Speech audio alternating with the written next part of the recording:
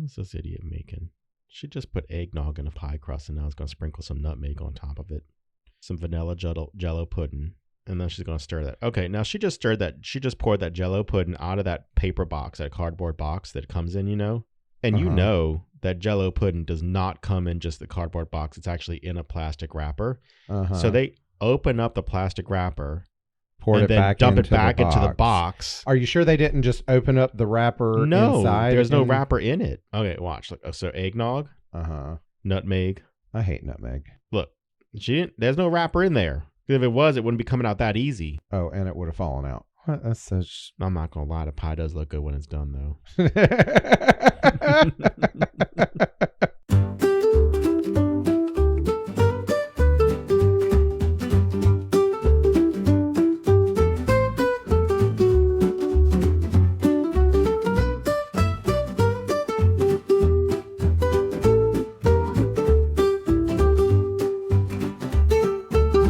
Hi, everybody, and welcome to this week's episode of From Art to Atoms, the Ultimate Curiosity Show. I'm Brandon Shoemaker. This is Michael. And Michael is sitting here with his shawl on tonight. It's not a shawl. It is a blanket. I know, but it looks like a shawl from here. No, it's not. I can't complain because I'm the one who owns a cloak and wears it. So I worked to the movies last night, so... You sure chilly. did, and we made fun of you. I don't care. I understand that. I brought this blanket to the movies, and I don't care either. People are like, oh my God, you're bringing a blanket? I'm like, yes. They sell them at the movies, of course. Comfortable Why wouldn't you? seats, big movie theater, dark room. It's going to be cold in there. And I sure was warm under my little blanket. Technically, my cloak is just a wearable blanket that has a hood, by the way. But that's how it's actually marketed. It looks more like a cloak. Well, good. That's what I was going for, but... we got Thomas a wearable blanket today at Aldi. Oh, and yeah? It looked like a poncho basically made out of, blanket material. Oh, I'm going to have to go get one of those then. I think they were like $20. Yeah, well, I mean, that's what I paid for mine, too, so... Yeah, but it's, huge. Oh, it's one of the big ones? Yeah. Okay, yeah. No, I want one of the big ones. It's full size almost, comes down to his... It looks like he's in a dress. Yeah, that's what I would really like. All right, so today we are not talking about the weather or oddball garments that we wear as apparently old men these days. We are actually talking about something quite youthful, or at least it was in our youth. Saturday morning cartoons. I was going to say, I don't think they do Saturday morning cartoons anymore. No, they don't. That's part of what I want to talk about. Wow. It is a thing of the past. They are no more. A true past thing because, it started in the 1960s. Yeah, it really did. It started in the 60s, carried on through the 70s, 80s, and 90s. And then in the late 90s, early 2000s, they gradually started dropping off and then they completely fell out of favor. Do you know why? Well, I was researching to try to find a reason. There's no specific pinpoint reason. It's a number of different reasons. Oh, you found a specific reason? It's the government. Well, no, that was a factor, but that's not the sole reason of why. It was the government. Well, tell us why the government. I will Saturday in time. cartoons. I'm not going to start off our episode with the end and then return back to the beginning. Oh, well, why not? That's a good way to look at things of the past. So if you think about in the late 90s, early 2000s, a lot of the Saturday morning cartoons were being replaced with a lot of shows based on sports and educational stuff. It was not just for entertainment, right? Because the government came in and said, hey, look, you cannot have these things just be purely entertainment. They have to have some educational value in it. And so they started making things more educational. Well, sometimes I wish they would make that standard for primetime. So they started making them more educational. Well, guess who stopped watching them? Yeah. So, and then when they became less popular, they started getting away from that. Well, that was one factor. That's the main factor. That was I wouldn't even say necessarily the main factor. There were a number of factors. Some included the fact that when we talk about Saturday morning cartoons, we're primarily talking about the big three networks: NBC, ABC, and CBS. I don't. You don't? I have to include Fox. In the 90s, Fox was very big on that. Well, true. Yeah. Fox did have a big Saturday morning cartoon in the 90s. push. In the 90s, right. Yes. They have a presence there in the 90s, yes. But previously, it was the big three. And part of what sort of made them start falling out of favor is because the big three networks wanted to have a weekend series that continued their morning news shows. So like every Saturday morning now, I watch the Today Show. And that was what essentially started replacing Saturday morning cartoons. Initially were these news shows. And so I forget which network it was, but one of their networks, their Saturday morning cartoon bracket, the demographic for that was adults in their 40s because they just left the TV on after watching the news show. And so that was another factor, was that kids who woke up early didn't want to, watch the news and then watch cartoons. And so that was another contributing factor. Ratings overall had an influence. And another one that I'd never really found any specific data on, this is just a personal theory, but another reason that I think led to the downfall of Saturday morning cartoons is the internet. Because think of, when they started falling out of favor in the early 2000s, when you had more entertainment coming about through, especially for children, through the internet. So I think that might have had a factor as well in terms of at least why the ratings started falling. But even in the early 2000s, you didn't have the access that you have now to those. True. Like you had YouTube, but YouTube was very primitive. Yeah. It wasn't like that. But then what other sources of entertainment would you have had to replace that, though, in the early 2000s? Because I remember still being in college, early 2000s, and Pokemon was still on. Like some of these were still on. Yeah, that's true. That's true. I guess the internet is just an easy scapegoat. Yeah. And I say ratings fall out because the content of the cartoons and the content of Saturday morning programming changed. So it doesn't have really, that's what I'm saying. The government came in and said, we're going to regulate this. You have to have so much educational content based on this demographic that you're trying to target. And when they try to do that, think about, so like Bill Nye the Science Guy came out, right? Oh, but I loved Bill Nye. I understand that, but not everything was as cool as, like, Beekman's World was cool. Yeah.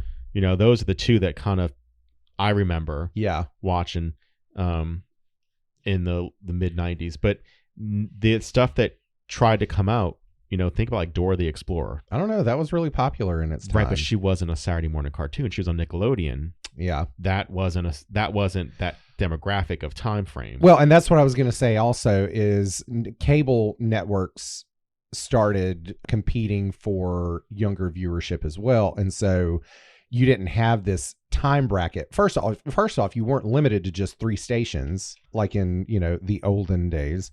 And so, for us, when we were growing up, that was the only time that was really dedicated to our entertainment. But now, and now this was the case in the early. So no, I rescind my previous comment, my previous theory. I don't think it was the internet. I think it was cable. Okay. That really spelled the downfall of Saturday morning cartoons, because you had like Cartoon Network, you had Nickelodeon, you had entire networks that were devoted to that content. Yeah, but there were certain things even before Cartoon Network came out. Okay. Let's go back to our childhood, 1980s. Yeah. That decade, right? Mm-hmm. Think of where you got your cartoons from. So Saturday morning was the major 3. In the 90s, Fox came out. They had X-Men, they had Spider-Man, they had their programming came out. Cable-wise, you had Nickelodeon and USA. USA used to have the Saturday morning cartoons. USA Kids, or something. No, like it wasn't USA Kids. It was the USA Network. Used to have they used to have a cartoon train. Yeah, but I thought they branded it as USA Kids on Saturday mornings. Nah, I don't know if it was branded as kids, but this happened also during the week, though. Oh, okay. On Sunday mornings especially. Mm-hmm. I guess it's not during the week, but they did do it on Sunday mornings, though. Yeah. And they ran a lot of reruns of the old Hanna-Barbera cartoons and stuff like that, Well, and another thing too, outside the Saturday morning time bracket, after school cartoons were a popular thing, again, especially on Fox. Yeah. I remember. And so that was where, a lot of, so that, and then also, I guess it was also Fox again that did early morning weekday cartoons, because that was where I used to watch the Muppet Babies most frequently. I watched the Muppet Babies every weekday mornings before school. Mm-hmm. I don't remember that. There was it had to be Fox or maybe like UPN or something like that. Oh, UPN was like 95. One of the I know I'm thinking of like or whatever it was. So maybe it was on that channel 46 that I was watching. It was either Fox or because you got to remember Fox in the 80s and 90s was kind of left up to the affiliate networks. Yeah. You know, so what I watched in South Carolina may not have been the same thing that you watched on Fox in New Orleans in, you know, the early morning hours. Right. Now your prime time was nationally syndicated, or nationally programmed. So back to our central topic of Saturday morning cartoons. Saturday morning cartoons. So, you know, that was, but you know, going back to what we were originally saying about it, that was our childhood's time that was devoted to entertainment for us as young children. Right. And when you look at a lot of the Saturday morning cartoons, like the reason for that, especially in the 60s and the 70s, was that parents could put their kids in front of the television and let them watch it while the parents did something else. Yeah. Whether that is taking care of the cleaning, laundry, mowing house, the lawn. right. So stuff they didn't have to worry about. It was basically babysitting service for parents. And so that's where it starts off with. And I will say, I remember that even in the 80s, it was babysitting service for us. You know, I remember that. And I would watch it by myself and my mom would clean the house. Yep. And it was always a disappointing Saturday when mom would say, okay, you've had enough, time to turn it off. And I'm like, no. Oh, I wasn't. It was so like the last cartoon that would air on Saturday mornings, and I don't remember which channel this was, but the last show that would air would be either Looney Tunes or Bugs Bunny and Friends, one of its incarnations. Right. And I think that didn't start until noon and went off at 1. It was like an hour long. Y'all were later than us. I remember the last kind of big thing that, well, maybe it was not the last thing that was on. The last thing that I remember watching came on around 10 o'clock. Well, okay. 10:30. Here's the thing. That might have been when your mom cut you off, because I didn't even know that show was on until I was like at least probably 8 or 9. No. Because this was me in my teens. It wasn't even like, this is me in my teens. I remember, so X-Men used to come on at 10 o'clock on Fox on Saturday mornings. And I remember that was kind of the last cartoon I'd watch, like the last thing I'd watch. Because after that, I was kind of like, I'm not really interested in some of the other stuff coming on. But around at 10 o'clock after X-Men is when they would start going to the nature shows. So like you had kids hosting nature shows. Like Steve Irwin would come on and do a nature show or something like that. That was only on NBC for us. Okay, yeah. I do remember that kind of stuff too. CBS and ABC and Fox still had ABC. It was ABC that had the Looney Tunes show late. Yeah. But like I remember, like you can look back in some of the comic books that I have that have the advertisements for Saturday morning cartoons, and it has the lineup on it. Oh yeah, and so you can see that, like Pee-wee's Playhouse. I remember seeing an ad for the premiere of that season's, you know, Saturday morning cartoon lineup. Oh yeah, do you remember when they used to, I know ABC did this. I don't remember what other channels did, but do you remember when they would show the Saturday morning preview? Yeah, the Friday before season, the Friday night, because it used to be on a part of TGIF. They would, you know, preempt like Full House or something that week and show a 30-minute. Yeah, I do remember that. Yeah, recap or not? Like it was a big deal. Introduction. It was a big deal. Yeah, you know. And I would wait for that. I would have it in my TV guide, and you know, know that was coming up. We weren't fortunate enough to have a TV guide. Oh, I'm sorry. We had the subscription, but then when cable came out, we were like looking at that preview channel and watching it just scroll by. I know. And then if you missed the thing that you were looking for, you all had over to wait again, all over again. And it used to have that stupid blue writing, and it would just scroll up and disappear. And then finally they started doing like programming on the preview channel. Yeah. Anyway, so you know, but yeah, this was a major part of our childhood because that was the only time, you know, especially for people like me who couldn't even get cable until I was in the 7th grade when it made its way out to my neighborhood. You know, that was the only time really for me to catch cartoons. So one of the big things, I guess one of the big draws for Nickelodeon was that one of their advertising gimmicks that they did was that this is television for kids. Yeah. Okay. Saturday morning cartoons were like that for us. Like that was our time to watch television. My mom did not want to watch Nickelodeon all day. Yeah, or Pee-wee's Playhouse, or Smurfs, or the Care Bears, or whatever. Yeah. She just didn't want to watch that. So that was us. That was time for us. Yeah. Like I remember just sitting there. So we had, you had your breakfast tray. Mm-hmm. Remember the little metal tray with the little legs? You'd have to fold the legs down and Yep. put it there. Yep. And so we used God, to that just unlocked a memory. we used to we put a pallet out on the floor, Yeah. and I don't know if they call them pallets where you're from. Yeah. But, Yeah. you put a couple of blankets on the floor, Mhm. your pillows, and you would just stay there all morning, Mm-hmm. and we used to have a blue plastic tray Mm-hmm. that had like main course spot, Yeah. 2 squares up top above that. Like a cafeteria tray? Yeah. Yeah. Except it was like for a kid. It was for a kid, for a house. Yeah. And I still have mine. Oh, really? As weird as it is, yeah. And I've been meaning to turn into something for Marcel, but I haven't yet. And I'm still working on that. Like I haven't figured out how to do it, but yeah, it's somewhere in the collection room somewhere, buried deep within. Better do that before this episode comes out. I can't. I can't. I know what I want to do with it, but it's there. It is there. Okay. Well, tell me off air. And so, but like I said, so these are, it was our time. That was Mm-hmm. a big thing, and we didn't see it as babysitting. I mean, I No. was thoroughly entertained. Yeah. And I just think that, like you said, it's part of the culture of back then Mm-hmm. that is not around anymore. Yeah. That, and this is now because of the internet, because like I said, YouTube is, You can watch Saturday morning cartoons on YouTube. Yeah. I mean, you can watch Saturday morning cartoon commercials on YouTube. Uh-huh. Which I have gone down that rabbit hole before. Yeah, and it we is both have. quite entertaining. It is. Like we watched one the other day of the Count Chocula introduction of Blueberry, the cereal, with him and Frankenberry and Count Chocula were sitting there going, chocolate, strawberry, and then Blueberry shows up at the door and he's like, boo, Blueberry. But so that was just, those are memories for us as kids, and kids nowadays, they have no idea what they were missing out on. Yeah. And the marketing from that too. I mean, think about, Oh, yeah. how much money was made for these stations.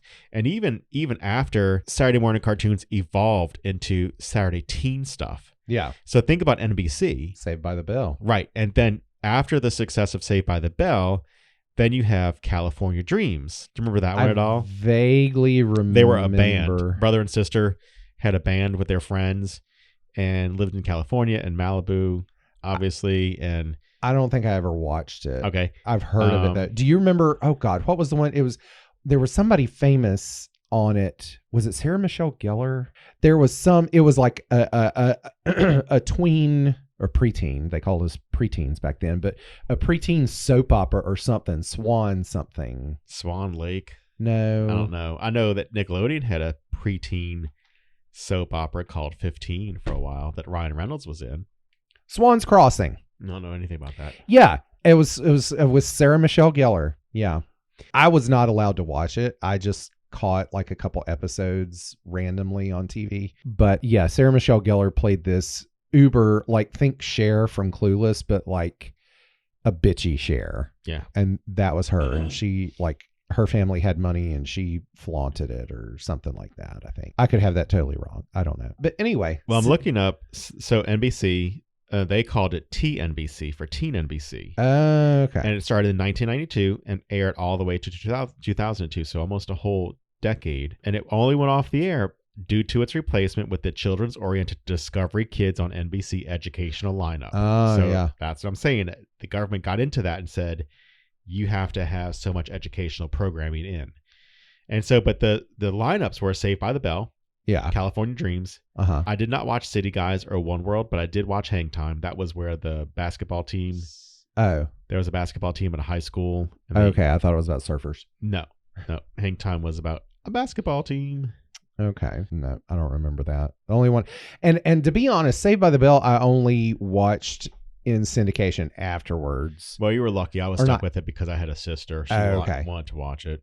Oh, no. I love Saved by the Bell in my mid-teenage years. Did you watch Saved by the Bell the college years after everything went down? I tried, but it's. How about Saved by the Bell the new class? No, I never watched it. No.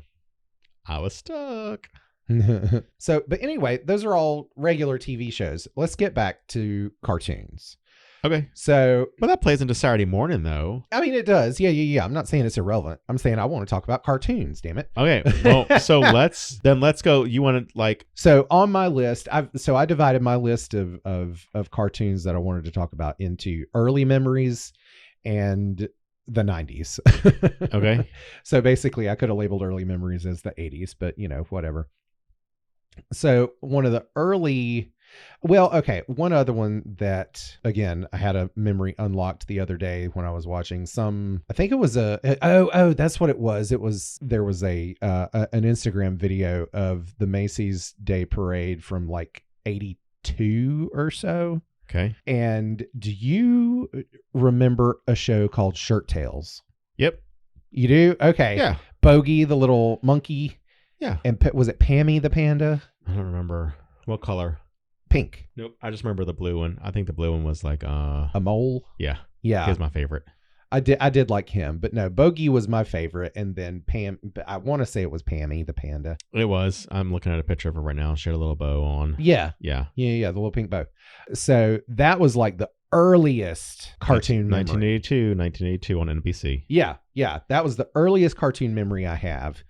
But then after that, it was He-Man, and then quickly followed up by She-Ra. She-Ra.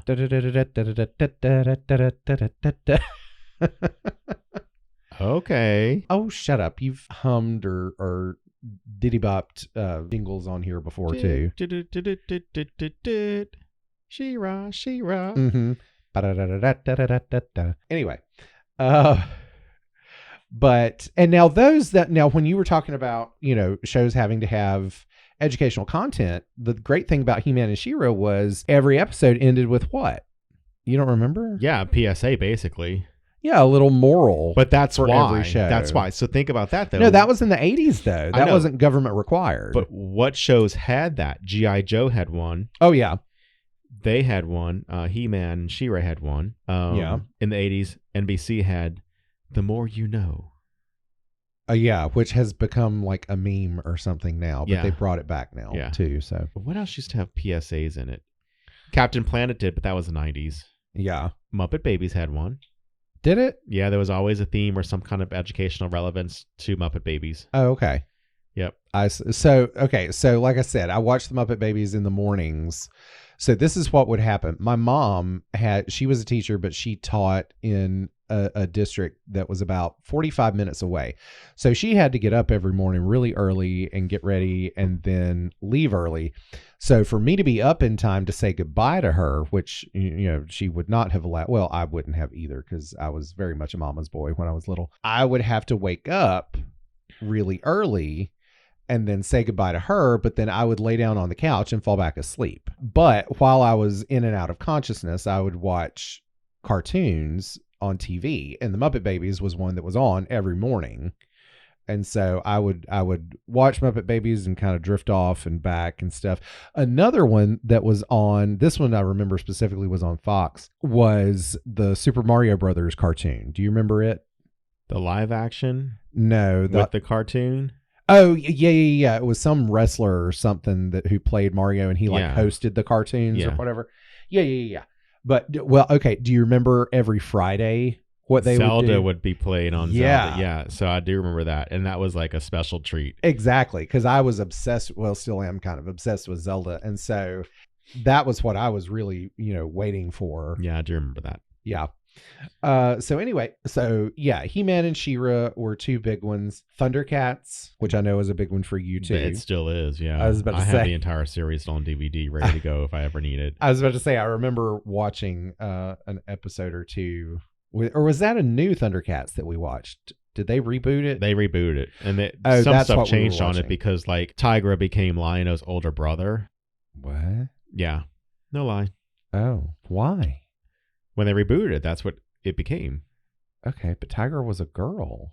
No, that was Chitara. Oh, Chitara. Oh, okay. Sorry. What are you talking about? I was thinking about Chitara. Okay. Chitara. Yeah.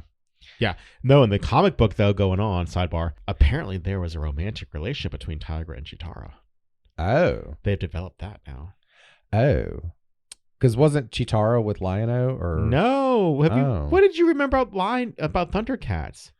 I vague memories. I don't know. This has been Oh my God, we need to almost have 40 years ago. We need to have a marathon. I just remember, what was the bad guy who was the mummy? Mumra. Yeah. The ever living. I just remember he used to have like spit connecting from his top teeth to his bottom teeth when he would transform. Yeah, he'd always have like the jagged teeth. Yeah. Yeah, and that the spit used to just like freak me out or Ancient something. spirits of evil. Yeah. Yeah, I remember that. Yeah, no. In that first episode of Thundercats, Lion-O was actually a lion cub. Oh. And he was put in stasis and ended up growing in stasis. When they had to escape Thundera, they were all put in stasis. Well, his stasis pod did not work properly. So while the rest of them were placed in regular stasis and didn't age, he aged. And he came out from a young cub because him and Wily Kid and Wily Cat were best friends. Oh. And Snarf was his nursemaid. Oh, wow. Snarf was like his nurse. Yeah. That took care of him. Snarf. Yeah. So that's why when he got older, he was still basically a young cub in the body of an adult man. And so that's why there's a lot of kind of weird tension relationships between him and everyone else because... Oh, I don't remember that. Oh, you have to watch the show then. I'm telling you. I need to... Well, so yeah. So Thundercats was a big one. And of course, another big one for me was Voltron. Oh, yeah. They're redoing that too. And I know, don't, I know. Hey, he's celebrating 40 years this year. So are we. I mean... But Speak no, for yourself. I'm celebrating 45. But no, Voltron was, and so a lot of these for me, you have to keep in mind too. Again, we didn't have cable. No, we did not. And so catching a lot of these was a rarity for me, unless they happen to have a collection of episodes on VHS at our local movie rental store. Yep. So we didn't have a Blockbuster. I'm not trying to just be like, Well, no, PC yeah. or Didn't you something. work like in the mom and poppy shop? Yeah, 2 of them actually. But yeah, the first one was called Video Magic, and that was a true mom and pop. It was just owned by my neighbor. And then the later one was called Pick-a-Flick. That sounds dirty. And so Pick-a-Flick was actually a small chain that was, I think there were like 6 or 7 stores in the county region or so. Yeah. But yeah, I worked for them after I left Video Magic. But anyway, so He-Man and She-Ra and Voltron, a lot, like I'd watched them when I was little. And then as I got to be a little older, like 5 and 6, I had only video rentals to rely on to see those because there weren't any networks or any, right. And I didn't have access to cable channels yet that were showing them. So there was that. Now, 2 other shows that kind of got unlocked for me when I was show prepping. There was one that I remember, it was on HBO. And so when we lived on Main Street in Woodruff for 2 years, we had cable and we had HBO.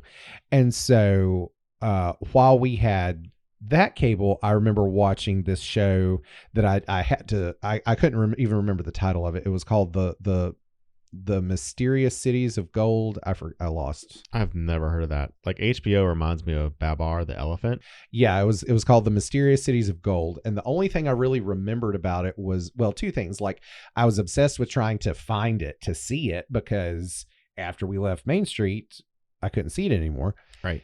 And the fact that it involved, these kids who were looking for essentially El Dorado. And I remember that the main character wore this medallion that fit together with another from another character. And it was like essentially acted like a secret lock. Okay. That unlocked the city or something like that. I don't know. But I remember that one. And then also, do you remember Peter Pan and the Pirates? Yep. With Tim Curry as the voice of Captain Hook? Yep. That was a good show. Yeah. That one. It was very different from the Disney Peter Pan. And that was the thing that I think, that's what you liked about it. Struck me. Yeah. It wasn't just the same old thing. Right. And so that was another Peter one. was going around in a brown suit. He wasn't in green. He was in brown or whatever. Yeah, he was in brown. Yeah. And I think it struck true very much so more to the original Lost text. Boys. Yeah. Or, to the yeah. actual like Lost Boys. Like they looked lost. Yeah. And to like Captain Hook wore, he didn't have black hair. He Right. wore a like a colonial era wig. Yeah. Powdered wig. There we go. That's the word I'm looking for. Let you remember that one. And then the one show from my early memories that stuck with me the most was DuckTales. So overdone. What? I'm not kidding. I hate saying that, but Oh. like DuckTales. I hate and you saying that too. You can. Like Chippendales Rescue Rangers, overdone. Oh, I loved it. Oh You my can love it God. all That's you in want, my but overdone. 90s section. Yep, overdone. Why? Overdone. It just is. How? They just are. Are you still watching it or something? Or No, what? it's just so that's everyone's go-to. oh, Like, it's be too bad. original. Be original. Go with Tailspin instead. The Tailspin's on my list too. Yeah. Can you sing the Tailspin theme song? Right now, I have the DuckTales theme song stuck in my head, but I know That's I what know I'm it. talking about. That one. And Well, that's you because I just also mentioned know- it. But you also know like the Chippendale Rescue Rangers theme song too. No, I can't remember that one. Something about. No, I can't remember. You that really one. don't. No. Sometimes some crimes they go slipping through the cracks, but these two gumshoes Oh yeah. are picking up the tracks. There's no case too big, no case too small. When you need help, just call Chippendales. Oh yeah. Okay. Yeah. Rescue Rangers. Okay, I remember it now. No, when you said gumshoe, that's what unlocked it for me because I remember that's where I learned what a gumshoe was. Okay. Because I heard Never it. mind Carmen Sandiego. Huh?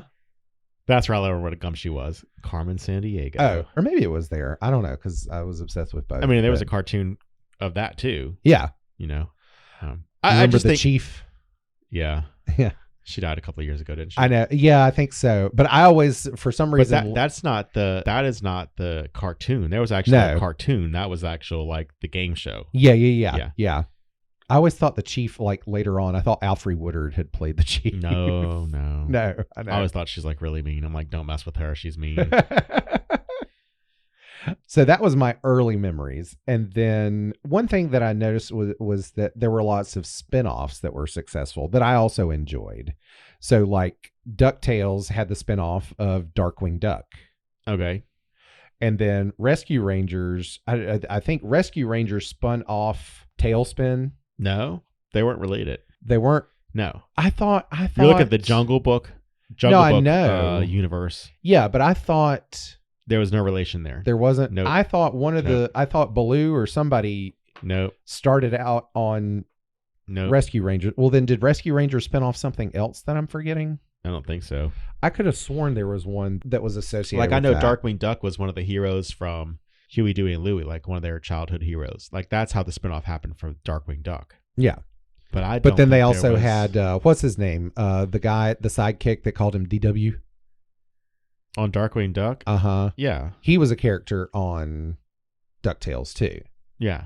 I don't think that Tailspin had a spinoff because it was two okay. different universes. Well, anyway, so that gets into my 90s list. So Darkwing Duck was at the top of my 90s list, followed by Rescue Rangers, since that you have since poo-pooed. And then Tailspin. I just said that it's overdone. I didn't say it was. You poo-pooed. rolled your eyes. That is a poo-poo. Well, whatever. Anyway, Tailspin. I did love Tailspin. Did you know that Sally Struthers was the voice of what's her name in that? So the boss. Yeah. What's her name? Rebecca? Yeah. Okay. Yeah. So she always reminded me of Kirstie Alley and For Rebecca real? from Cheers. Yeah, Like, yeah. I was about to say whenever- like from Cheers. Yeah. So like whenever they would talk about her, because she was like very bossy and just kind of Mhm. like, that reminded me of that character from Cheers. Like I always thought about Rebecca from Cheers when I see that one. I just Rebecca Cunningham. Yeah. Which sounds like that's a name from like a live action show or something. I don't know. So I had three more in the 90s that were like the last that I guess I watched before I Last phased hurrah. out of cartoons. Yeah. Goof Troop. Okay. That might have been the last one because it was very sort of like teen oriented too because Max was a teenager in it. Yep. And then Tiny Toons. Okay. And then they had the spinoff of Animaniacs. Correct. So Tiny Toons, like I remember watching that with my dad and him loving it because it was very similar humor to the Looney Tunes. Well, Animaniacs was really written for adults. Oh yeah, Animaniacs, You know? definitely. And I didn't even really watch Animaniacs as a child. It wasn't until later on in my later teens that I really started noticing Animaniacs and appreciating their humor. Right. Do you remember what I don't remember their names. What was the lead guy? Barfo, In what? but Animaniacs. The 3 siblings? Uh-huh. Yakko, Wacko, and Dot. Yakko, okay. Yeah, Yakko. Do you remember the bit where Yakko would sing the All the countries capitals of the world? He did all 50 capitals too. Oh, I never saw that, but they would run that as like a show promo. Right. And I remember watching that, and I loved that. Like I think at one point I memorized the song. Well, let's go. Or at least part of it. I don't remember it now. I remember United States, Canada, Mexico, Panama, something and something and something. Peru. Okay. You know it? Oh my God, you still know it, don't you? Go. No, I don't know it. Do it. Yes, you do. I don't know it. You know it better than I do. Do it. Go. United States, Canada. Come on. Come on. It's Haiti and Peru or something like that. United States, Canada, Mexico, Panama. Something in Haiti, Peru. Yeah. Yeah. That's all I know. Good luck. Okay. I'm not doing it. Even if I do it, I would not tell you. I'm going to have to look that up on YouTube and watch it again. See if I remember it. Yeah. But yeah, and those were the ones that originated in those time periods.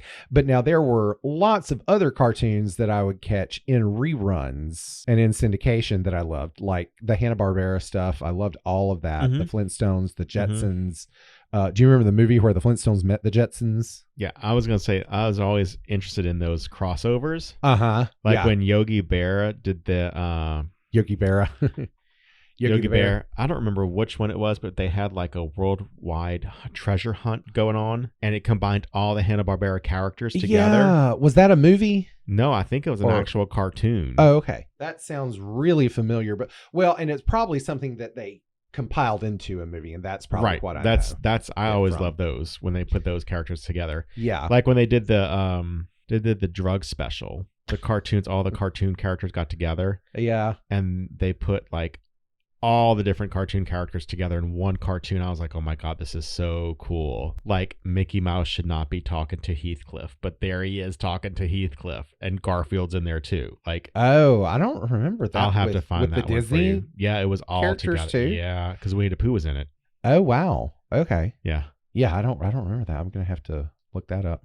Okay. I vaguely remember a cartoon drug special, but. Yeah.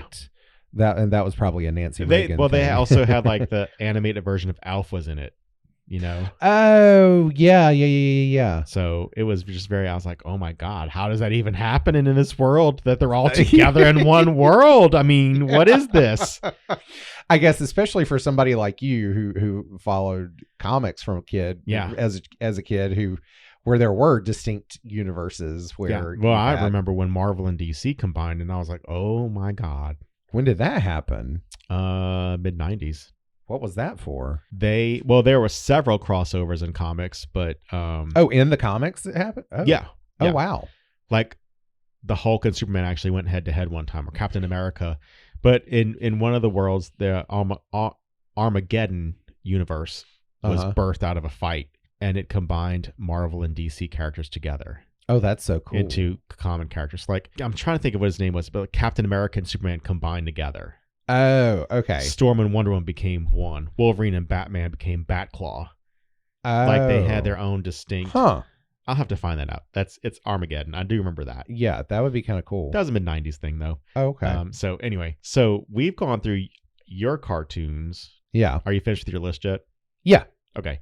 So other than like the old stuff, like Looney Tunes, Schoolhouse Rock, Scooby-Doo. Ruh-roh, Raggy. Ruh-roh. Well, that was another thing. Like when Batman and Scooby-Doo were together on one cartoon, I was like, oh my God, this is the coolest thing in the world. You know? Uh-huh. Like when the two detectives got together, I was like, what in the world is going on? It's like when you saw Legend of Zelda on Fridays from the Mario show, I was like, oh my God, it's time. Yeah. So a lot of mine, like I do remember watching Garfield and Friends. Mm-hmm. And I remember Garfield's Christmas special. Yeah. Always used to make me cry because the grandmother would always talk about how her husband died and how she was all alone in the family, and Oh. find out, sidebar, the voice of the grandmother in the Christmas special for Garfield is Pat Carroll, who also voiced Ursula the Sea Witch in The Little Mermaid. Oh. So she played the grandmother. And then later had a cameo or a guest star appearance on Designing Women. Yeah. Well, so when we were little, like every Christmas, they would always do the Garfield special on CBS, right? Mm-hmm. And so one distinct, like Marcella's going to call me when she hears this episode and talks about this, but every episode, every year, they would go to light the tree in the special. And when I think John's dad plugged up everything, all of them would go, ooh, yeah, with and the their big mouths, make the big O. Yeah. And we would always, her and I would just bust out laughing every year at that. But so that one was one. The Adventures of the Gummy Bears was a big one for me, you know. Gummy Bears. And I still listen to that theme song and can watch that show everywhere. also. I love that show. That's a good show, you know. Yeah. I started to put that on my list, but I didn't. That was another early memory for me. So I remember the theme song clearly, but yeah. And you said Muppet Babies. I remember watching Muppet Babies on Saturday mornings. Yeah. On CBS. But I remember also watching it before it became the cartoon, when it was actually the puppets. What? You don't know about that? No. Yeah, it's actually puppets. They did it like Muppets.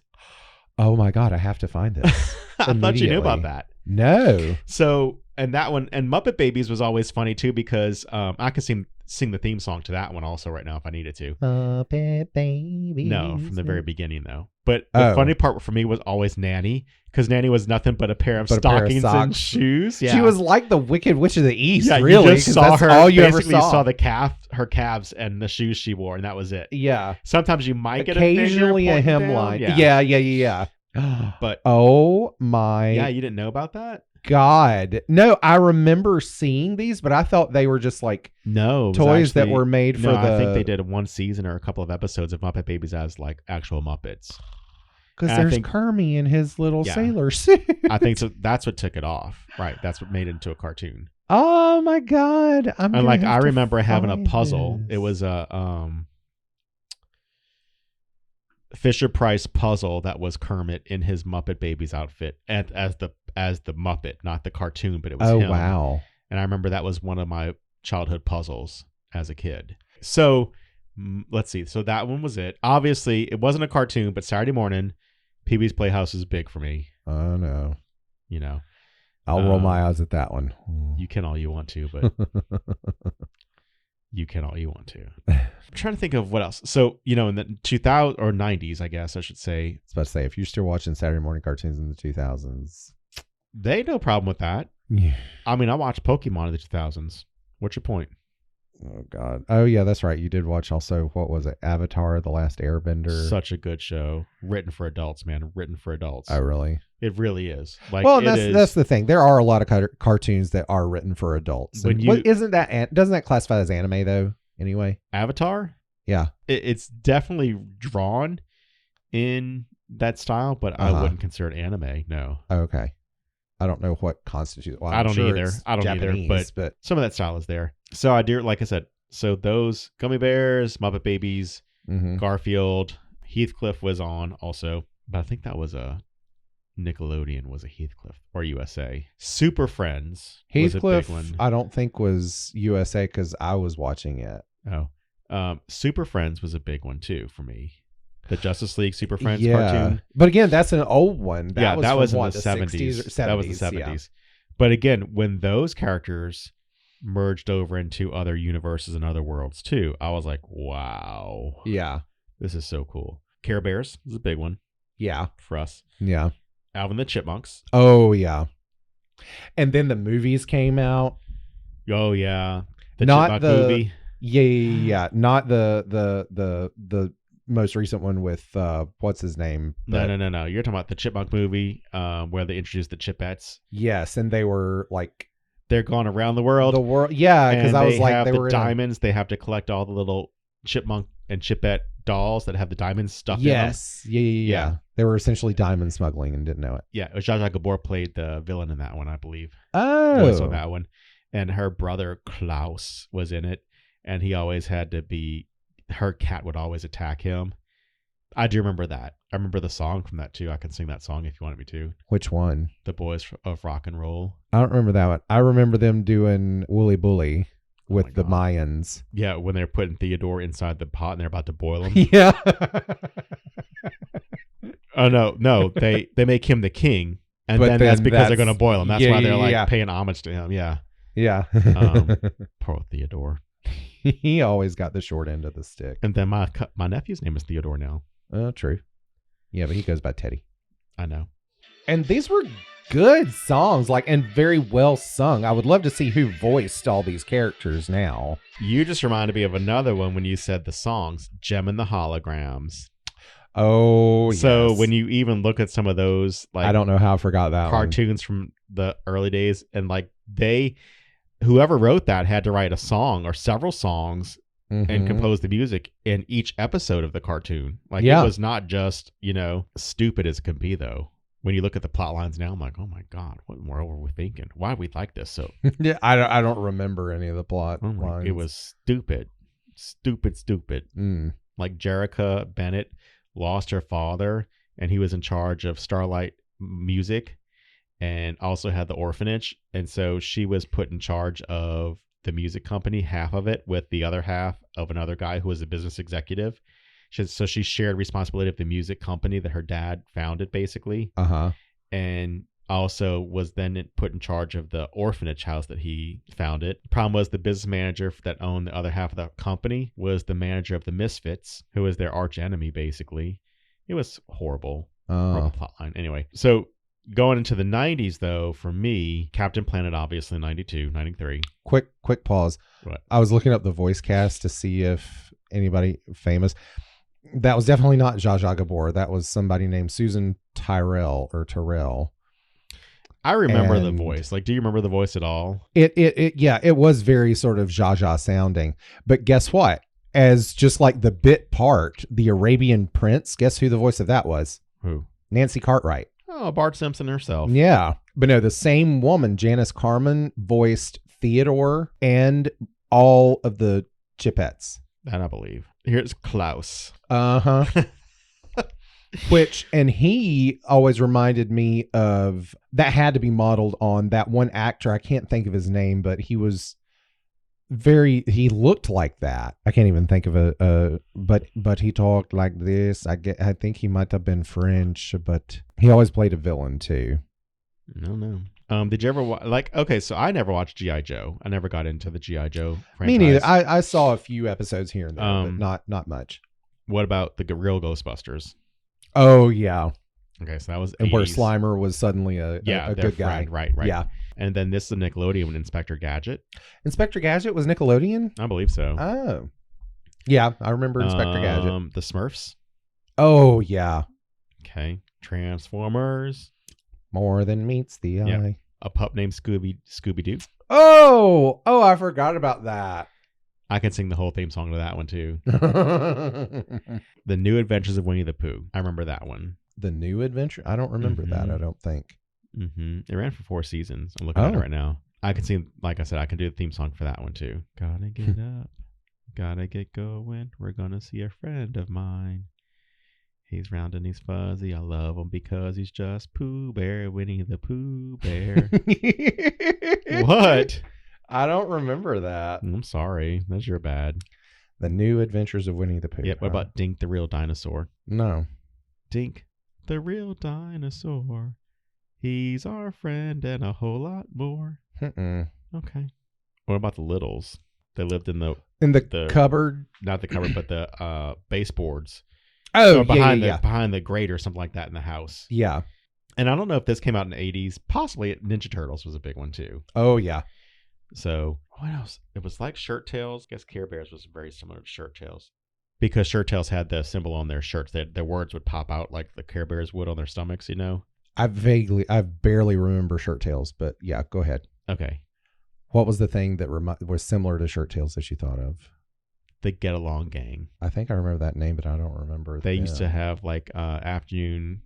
Their clubhouse was a caboose, and it was a moose, Dottie the dog, Montgomery the moose.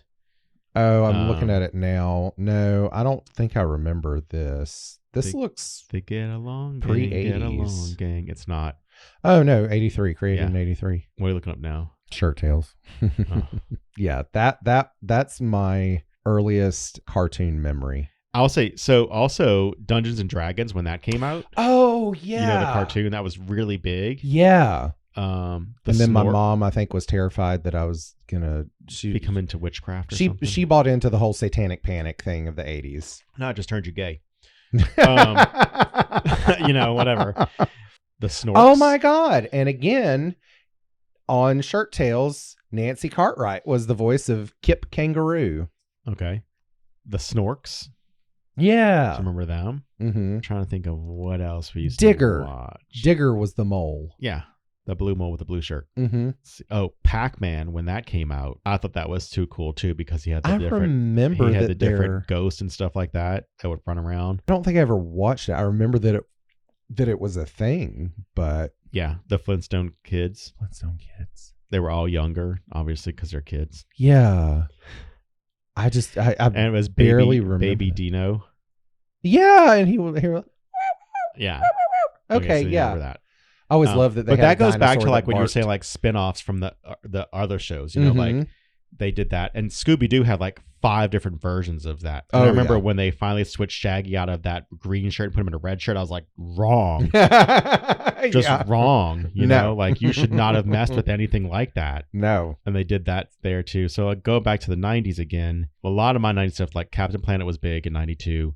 And it wasn't a Saturday morning cartoon, but Power Rangers was really big. Like when that came out for me, that was a live action, obviously. You know how I felt about it. I know, rip off of Voltron. You'll be okay. That also had a couple of spins off too, because VR Troopers and then Big Bad Beetleborgs from Outer Space came out from both of those kind of shows.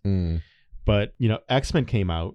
That was big for me. And Spider-Man came out. And that was also where my comic booking started to kind of take shape. You know what I mean? Okay, yeah. That's where I was introduced to the world of comic books there. And so that was kind of my go-tos. And like I said, Captain Planet, I mean, I still will watch it, even as corny as it is. I'm like, what in the world was I thinking there? But so while I was looking up Shirt Tails, one thing popped up below it that I think is probably I'm sure you have to remember this. Pound Puppies.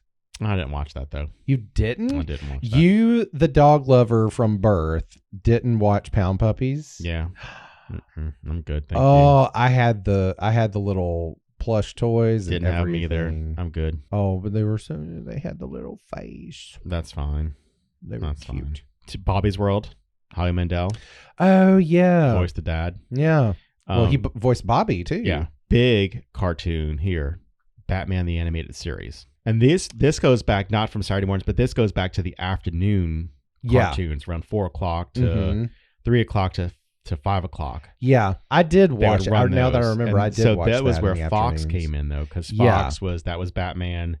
X-Men run again in New Orleans at 10 o'clock in the morning. Spider-Man would usually follow after when he came out. But those are the main networks. And then you look at Dexter's Laboratory on Cartoon Network. That was always a great one. Well, I didn't have cable for the longest time. And you know what my favorite movie was as a kid? What movie did I always check out from the video store when we would go? Little Mermaid. Okay, so then they also had CBS had The Little Mermaid, the series cartoon. Oh, I don't remember that. I think it ran for like 2 or 3 seasons on that. Oh. Where it was just kind of a continuation of before she became the Little Mermaid when she was, you know, Pinky and the Brain, which again was a spinoff of Animaniacs. Right, and they had their own show eventually. So that was just, those are my go-tos, you know. And like I said, we used to watch Beakman's World, which I guess wasn't a Saturday morning cartoon, but it was a Saturday morning programming. Yeah. Which was very similar to Bill Nye the Science Guy, you know. So one thing, and, you know, and again, like I think, you know, we touched on it briefly, but I think one of the oldest ones with the most staying power has been Schoolhouse Rock. Yeah, but I don't see that as a Saturday morning cartoon. Oh, it came on Saturday morning. I know. I watched it. I know, Again, but it I'm was saying reruns, for but- me, for that one, I think they would always just kind of do like one Yeah. small one, and it was Mhm. like kind of not a promo, but it was kind of like a bonus. Like they would play it like when they had extra 5 minutes in programming or something like that. Like it was never done as a show. Oh, it was you know? it was on schedule for us. It was because that was what they would play. Like you said, just one segment of it for before they would show the Looney Tunes Mhm. or Bugs Bunny and Friends thing. So, but no, it was always there, and I would watch it right before I would watch Looney Tunes, and I loved it, and that's how I learned conjunction junction and how a bill becomes a law. I and- still don't know what their damn function is. What? Joining sentences together and Is phrases. that like and but? Yeah. Okay. And but or. Sure. Yeah. You don't remember the trains and it would connect them? The Mm-mm. conjunction car would No. connect them? No. Oh, well, you need to go back and watch it, and then you'll understand it. Okay, I'll watch that if you go back and watch like some Thundercats or something. Okay. I'd Okay. watch Thundercats. I might be bored now as an adult, but. You are. And again, you're kind of like, when I watch them, I'm like, what in the world? Why was What this did I so see in good? it? Yeah. That's the way I would. So I have, what do I have? I think I have a season of He-Man or something, or a season of She-Ra. No, I have the, do I have the complete? I have the I don't complete know. first season, I think, of She-Ra. And I remember when I got it, watching it. Did you give that to me? Possibly. I think so. And I was watching it and I was like, what did I see in this? Now, you did get me the complete series of Voltron one Christmas. I think I have that also, but I'll tell you, when I watch Voltron, I fall asleep because the writing is just so over my head, even as an adult now. I'm like, oh my God. But I think it's because of the music in the background. Well, they but always play music, even when it's just dialogue. They played music in the background. I was like, it was very, that was just the style of the show. Right. Music And I was too. like, okay, this is the kind of music I listen to when I go to bed. It's like that white noise music. But no, now, do you know why the writing is the way it is on that show? No. So that, so it was originally a Japanese series, an anime, I guess, called Go Lion. But this company, I forget what the name of the company was, bought the entire series from Japan, but it didn't have subtitles and it didn't come with scripts or anything like that. So to make up their own they stuff. made up the scripts just based on what was going on in the action. That sounds like Power Rangers. And so they had to just completely, exactly, because Power Rangers is a total knockoff of Voltron. Just letting you know, it sounds like Power Rangers. Yeah, again, because it's a knockoff. But anyway, so yeah, they didn't know what the lines were, so they wrote all that dialogue originally just based on what was happening in the action of the show.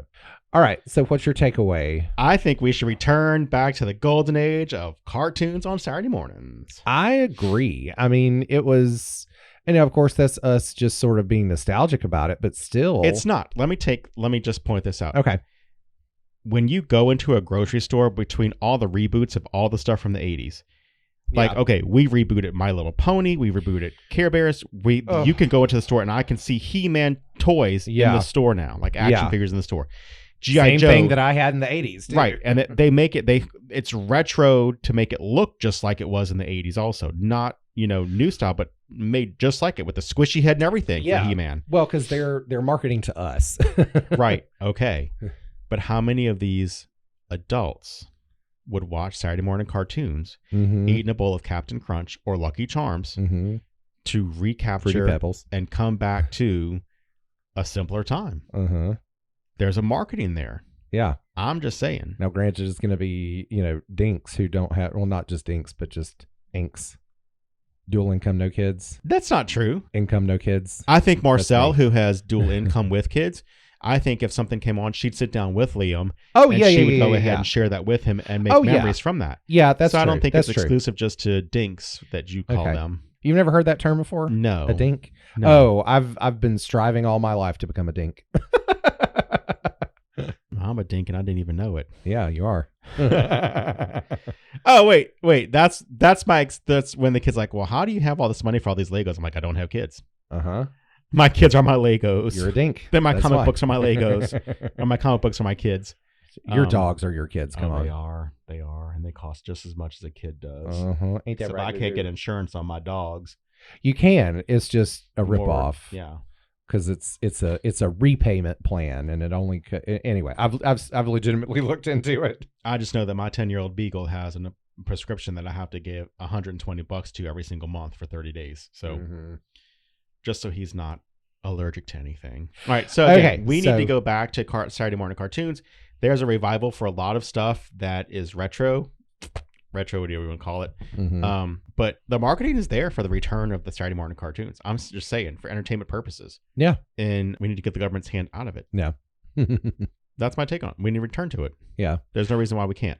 Well, and I think, it's a valid form of child entertainment. I mean, now granted, there are millions of opportunities for entertainment for children these days. Exactly. So why can't we have that as an avenue for entertainment for children? Yeah. If the government doesn't control your iPad usage for your kids, then why should they control what's on television? Because the government controls the airwaves. That's why. So, ready for trivia? Yep. I think we should do arts and literature because what we were looking at, no, we're not doing that. Never mind. Entertainment. Yeah. Okay. You ready? Ready. What city is the setting for Gladiator? Rome. I guess. I don't know. Hold on. I got to check it. That is correct. Because the Colosseum is in Rome. What is Crocodile Dundee's given name? Ooh. Is it Michael? It is. Okay. Yeah. Who reportedly turned down Meryl Streep's role in The Music of the Heart and Michelle Pfeiffer's role in The Fabulous Baker Boys? Hold on. Meryl Streep in Music of the Heart. And Michelle Pfeiffer in The Fabulous Baker Boys. This person was also, though, an actress in A League of Their Own. Gina Davis. Nope, Madonna. Oh, okay. Well, that makes sense. What shock rocker's "Rock is Dead" is heard in The Matrix? Oh, I want to say Ozzy Osbourne, but I know that's not it. No. Shock rocker. Yeah. Matrix. 90s. Late I know. 90s. Don't shush. Hold on. I got it. Not Marilyn Manson. It is. It is? Okay. Yeah. What band's A Crazy Little Thing Called Love is a tribute to Elvis Presley? Queen. Who was the first character Johnny Depp portrayed in more than one movie? In more than one movie? Yeah. I think it might have been Jack Sparrow. It is. Okay. Yay. Okay, do this one first. And I haven't looked at the answers, but okay. I saw a question. I think question number 4 or 5 is perfect for me. Okay. What is the didn't we have a question about Reservoir Dogs last week? No. Or last time? Nope. What is the name of the mob boss who hires the gang in Reservoir Dogs? I don't even know if I've never seen that movie. I never would have remembered this, and I have seen it. Joe Cabot. Okay. Number 2, whose mother complained about his swearing in the film Goodfellas, which features the F word 246 times. Never saw that movie either. Oh. Actually, I don't think I have either. Anyway, it was Joe Pesci. Okay. Number 3, who performed The Power of Love with his band The News in Back to the Future? Huey Lewis. Yeah. Number 4, what Elton John album introduced classics including Candle in the Wind and Saturday Night's All Right for Fighting? Think of another major Elton John hit. Crocodile Rock? Think something related to something that we have recently seen. A couple of times. I don't know. Goodbye Yellow Brick Road. Okay. I'm not a big Elton John person. Oh. Then why did you think that was going to be a good question for you? No, it's a Superman question. Well, that was question 4. Oh, okay. Number 5. Who does Superman take for a flight after falling in love with her? That's so stupid. Lana Lang. No. It's Lois. Come on. Yeah. Go. All right. Number 6. What actor originated the role of Inspector Clouseau? In what? In the Pink Panther movies. Leslie Nielsen? No. Peter Sellers. Oh, I don't even know who that is. Oh, my God. I'm uncultured. What do you mean to tell you? But I can sing the theme to The New Adventures of Winnie the Pooh, Gummy Bears. I can sing Gummy Bears. And the Chipmunk Adventure. Chipmunk Adventures. So, uncultured this. All right. Well, that does it for this week's episode of From Art to Atoms, The Ultimate Curiosity Show. Thanks for listening, and we hope you'll join us again next week. Yep, we're going to go watch some Saturday morning cartoons. Exactly. Have a good week, everybody. Bye. You've been listening to From Art to Atoms, the Ultimate Curiosity Show, episode number 20. Your hosts are Brandon Shoemaker and myself, Michael Fols. The show is produced by Brandon Shoemaker and is available on Apple Podcast, Spotify, Amazon Music, iHeartRadio, or wherever you get your podcast. Be sure to subscribe to the show to stay up to date on all of our latest episodes and news. And if you have any questions, feedback, or suggested topics you'd like for us to dive into, please don't hesitate to reach out. You can email us at FromArtToAtoms@gmail.com. We would love to hear from our listeners, and we value your input. Don't forget also to follow us on social media to stay updated on upcoming episodes and behind-the-scenes content. You can find us on Instagram and YouTube at From Art to Atoms. And if you enjoyed today's episode, please take a moment to rate and review us on your favorite podcast platforms. Your support helps us reach even more interested minds just like yours. Thanks for tuning in, and as always, stay curious, everyone.